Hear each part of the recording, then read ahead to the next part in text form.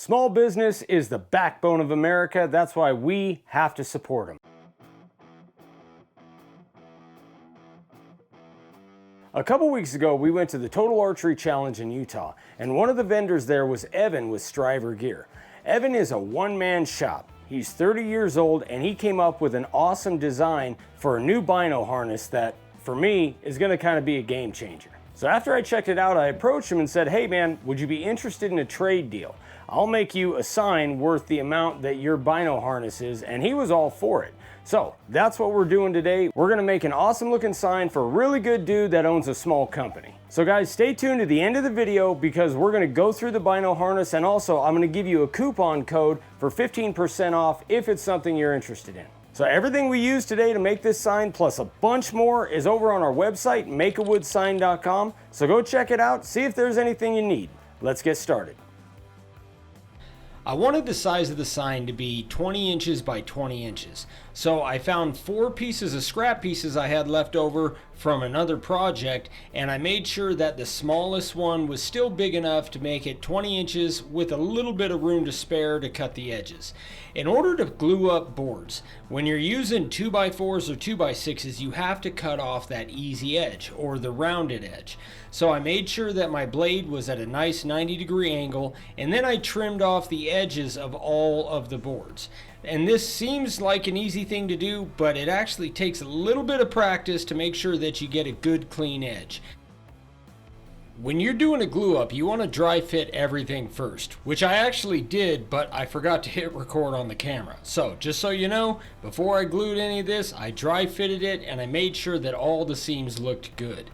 Now I need to apologize for this lighting in here. Dad and I are playing around with a bunch of different lighting in the studio and in the garage. That way it makes the video process a little bit more pleasing to the eye, but we haven't quite got it yet. We got some stuff coming that will hopefully help out with this. Now make sure when you're doing a glue up, you put plenty of glue. That's one thing I think a lot of people mess up on. They try to skimp on the glue. That's never a good idea. You want a lot of squeeze out, and you want to make sure that you have as much glue as you need to get a good solid binding between those pieces. I let this cure overnight, which probably wasn't necessary seeing as how it's 300 degrees out here in the desert, but just to be safe, I gave it about 12-15 hours. Then I marked where I want the ends of my board to be. Remember, I want this 20 by 20. Now this track saw might have been a little unnecessary to get a straight cut because you can use a straight edge and a regular circular saw, but man, this thing really made it easy. I love this saw. I was just telling Dad today, this is one of the best investments that we made for the shop. So now that I have my edges done, I'm going to surface this whole thing, the front and the back. I have an idea of which side I want to be the front, but you never really know until you get your board completely glued up and completely surfaced. Then you can get a good idea of how your layout's going to be. I talked to Evan several times through email to get exactly what he wants on the sign, and he liked the border around it. So I used this yardstick that's 2 inches wide, and I made a border before I did any of the layout process. That way I know exactly what my measurements are, and I know exactly what size I need to print out the logo. For this layout, we use the inkjet transfer process. There's a lot that goes into this, so we actually did a complete video on just this process alone.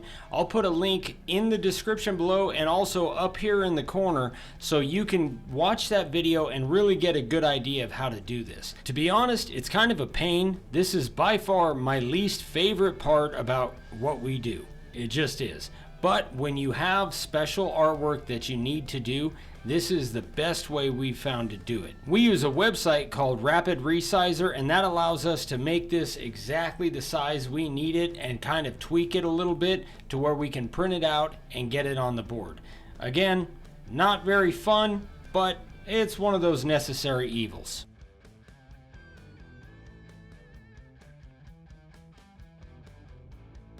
For the radius and the corners, I just used a can and I made sure to line it up evenly on the edge of the boards, and then I just drew and connected those two lines. It just adds a little bit something extra, and I think that it kind of gives it a better look than just the square 90-degree angles. The first bit I used is a profile bit at 3/16 of an inch deep. To be honest, I could have just gone at 1/4 of an inch deep and not had to go back around and make that groove wider. But there are some sharp points, and also this is redwood. Redwood has a tendency to be grainy. One of the issues that you come across when you're carving soft wood is that when you find a piece that has vertical grain especially, there's what's called hard, soft, hard, soft. So basically it's a soft wood, but then it has a hard grain running through it, and it makes it really challenging to keep a straight line. One of the tips that we tell most people is that if you're having a hard time keeping a straight line, start with your bit a little bit shallower. It causes a lot less drag and you're taking less wood out, so it makes it a little bit easier to keep that straight line. You can always go back and make it deeper and make that groove wider, which is what I'm going to end up doing. But to make sure I get as straight a lines as possible, I just started at 3/16 of an inch deep. So this sign is technically what we call outset, and that's where we're actually carving around the artwork.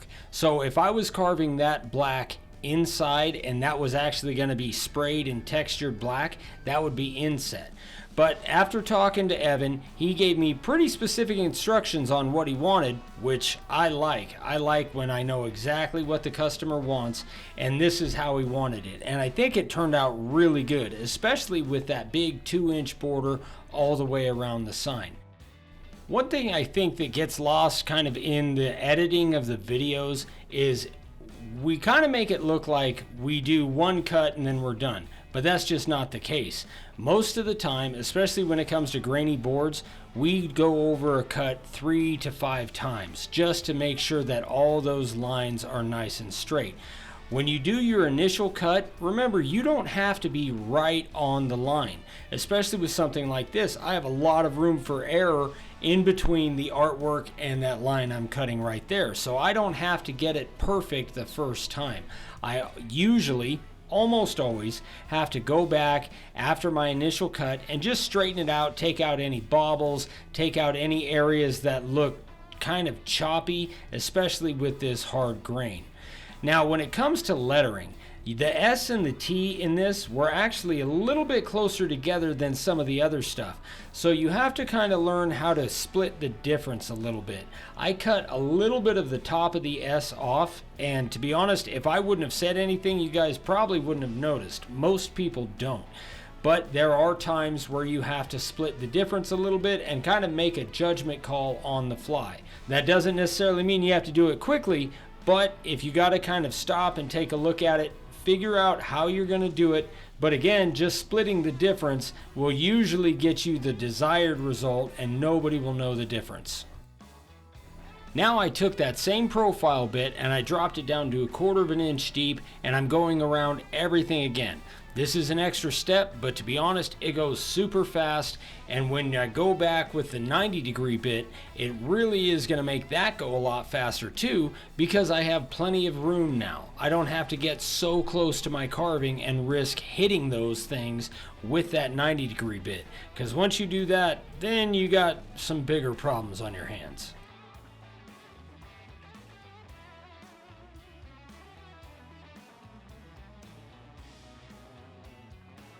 The next bit I'm using is our 3/8 inch 90-degree bit, and I really like this thing. We don't get a chance to use it too often because we only really use it on big stuff. This is about the smallest thing I would use it on, and the reason for that is it takes out a lot of wood and it flies through that wood, so it's really easy to mess up your carving with it. Now I went at 3/16 of an inch deep, but I probably could have taken it a little bit deeper, maybe even 1/4 of an inch. But I didn't worry too much about it because I'm getting these small areas. When you're doing something like this, it's important to take it one area at a time because there's a lot of wood I'm taking out here, so it can get kind of overwhelming. So you just kind of work methodically and work your way around it. Kind of like mowing a big lawn. You don't just start taking streaks all over the place. You do it one area at a time, and it makes it go faster, and I think it makes it look a little bit better. Even though it's kind of an erratic pattern, you can still see if there's straight lines in there. So just take it one little area at a time. I go in small little circles, and next thing you know, you're done.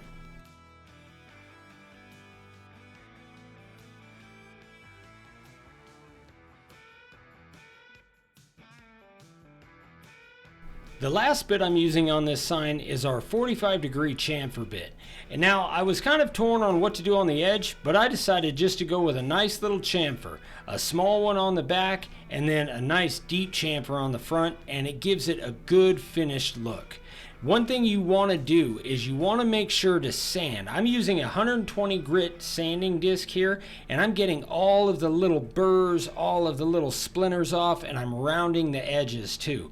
Rounding the edges on your woodwork gives it a nice clean finished look, and it helps people from getting splinters. Now the edge is all going to be just bare wood, so I wanted to tape everything off before I sprayed. Especially with these cans and this heat, it can kind of get gummed up a little bit and throw just random spots of spray all over the place. So you want to make sure to mask off anything you don't want to get overspray on. Before you spray, make sure you brush out your sign to get any loose sawdust out of there. Now for the black spray, we're using our Rust-Oleum primer that we use on pretty much everything. You can use paint, but if you decide to use paint instead of primer, remember, it's got to be either flat or matte finish. You can't use gloss, semi-gloss, or satin, otherwise it's probably gonna bleed, especially if you're using pine. Redwood generally doesn't bleed too much, but pine definitely will. Now when I'm sanding this off with our disc sander, I'm using the 80 grit, and I'm also using mainly the edge. That way I make sure not to hit the inside of that black and mess up everything that I just sprayed. For the finish sand, I'm using a random orbital and a 120 grit disc. This takes a little bit of practice to sand something like this, but once you get it, you can sand pretty much anything. Now I'm using our Rust-Oleum clear, and I'm going to put the clear coat on it. This is my favorite step because now you get to really see the grain of that wood. Now, again, for the sake of time and the editing process, I'm showing one coat of clear on here, but we actually have 12. So the more you put on there, it'll build up and it'll give it a much glossier finish.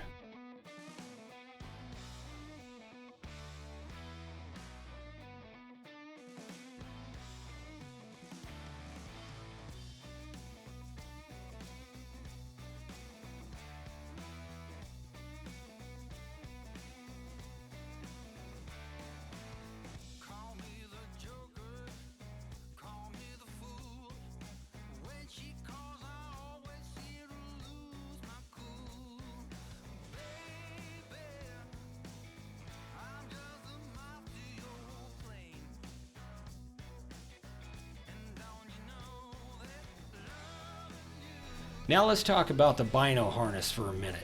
I was super impressed with this thing when I saw it.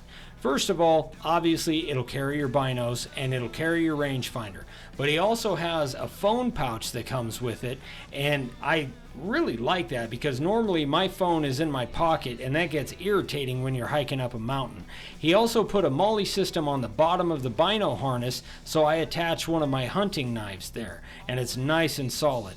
These little pockets here are great for just kind of random things. Obviously you don't want a ton of weight in there, but it's nice to have that stuff kind of at your behest when you need it. And the actual gun holster is awesome. It comes in several different variations. I chose the Glock 19 because that's the gun I'm best with, and if I'm getting chased by a big cat, I want something I'm good with. I really like that it's got the quick disconnects, and I like that you can take all of the weight off your chest if you're sitting down glassing, but you don't have to take your gun off for safety reasons. This thing is super impressive. In all fairness, I haven't hunted with it yet, but that's coming up real soon. So there it is, you guys. I am stoked with how this came out. Evan, I hope you like it, man. And if you guys are interested in the bino harness, or even if you're not into hunting or hiking, if you're a runner, it's really nice because you can keep your phone on you, you can keep your gun on you, and you don't have to have all the weight. There's a lot of uses for this thing. So if you're interested in it, check out the link in the description below and use the coupon code WOODSIGN15 and you get 15% off your whole order. You can't really beat that. So guys, bartering is really the way to go. I bartered a sign for my bow, I bartered a sign for this, and I've done several other different things. I've probably got 4 or 5 grand in equipment that didn't cost me a dime other than the materials to make the signs and my time. Guys, thank you so much for watching. As always, we really appreciate it. If you have any questions, you can shoot me an email, ryan@makeawoodsign.com, and we'll see you guys on the next one. Bye.